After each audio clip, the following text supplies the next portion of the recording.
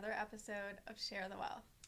This morning we're dreaming of warmer weather, palm trees, the sunshine, the smell of the ocean, you name it. As many begin to travel down to that warmer weather, we thought it would be a good idea to come on here and talk about a timeshare option. But before we do that, did you want to get into our disclaimer? Yeah. Before we begin, we would like to reiterate this is being recorded on February 21st, 2024. The contents of this podcast are strictly for informational purposes only, and nothing said should be taken as investment, tax, or legal advice. It is important to discuss your situation with a professional before making any financial decisions, as the strategies discussed may not be suitable for you specifically. As we discuss the topic of timeshares today, we will be covering what a timeshare is, why you shouldn't just stop paying on one, and how to get out of one if you find yourself in that sticky situation.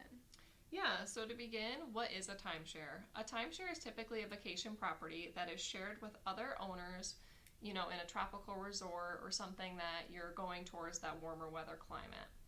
A couple of things to keep in mind is there are advantages to having a timeshare, such as if you're utilizing it each year, maybe you're taking your family members down for a vacation, then this could be a great opportunity. However, there are disadvantages. If you're not utilizing it each year and you're just paying those maintenance fees, it might not be the best option for you and your family. If you find yourself not utilizing the timeshare to your advantage, and maybe you just don't get down to the resort on a yearly basis and you would like to get out of it, one thing to keep in mind is to not just stop paying. If you just stop paying, you are at risk for judicial or non-judicial foreclosure, where the timeshare company may take back the title, but more importantly, you will take a 7-year hit on your credit score, which is something that you want to avoid. As you begin to be ready to get out of that timeshare, today we are going to be talking about a few ways and tactics you can utilize to help yourself and your family move on that best path forward. Yeah, and one of those ways is to get the timeshare back to the resort through a timeshare Deedback program. And this is done by contacting the resort that you're working with.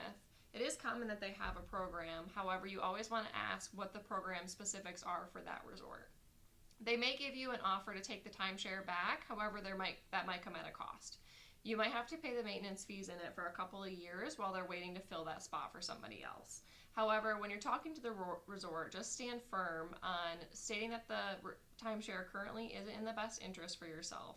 This could be due to the high maintenance fees, or maybe it's not pet friendly. And if the resort for some reason does not have a timeshare Deedback program, another option that you could utilize is putting it on a resale market. Now, when you put it on the resale market, keep in mind that it might only sell for $1. You might not be getting a whole lot of profit out of this, but you are getting out of that burden of those high costing maintenance fees that happen yearly. There are some websites out there that you can utilize to list the timeshare on.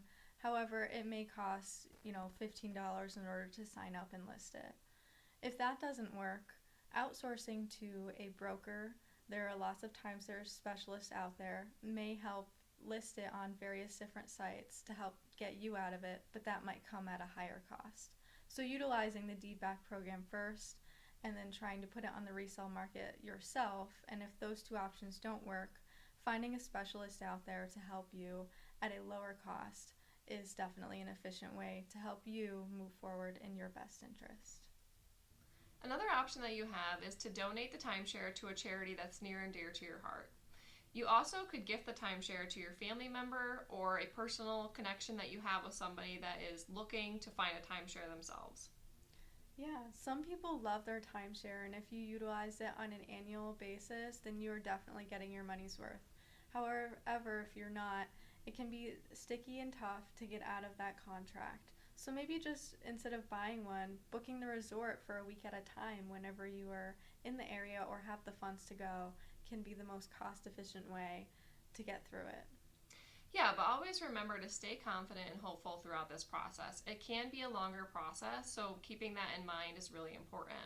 Always look to work with a financial professional to make this process a little bit easier on yourself and your family members.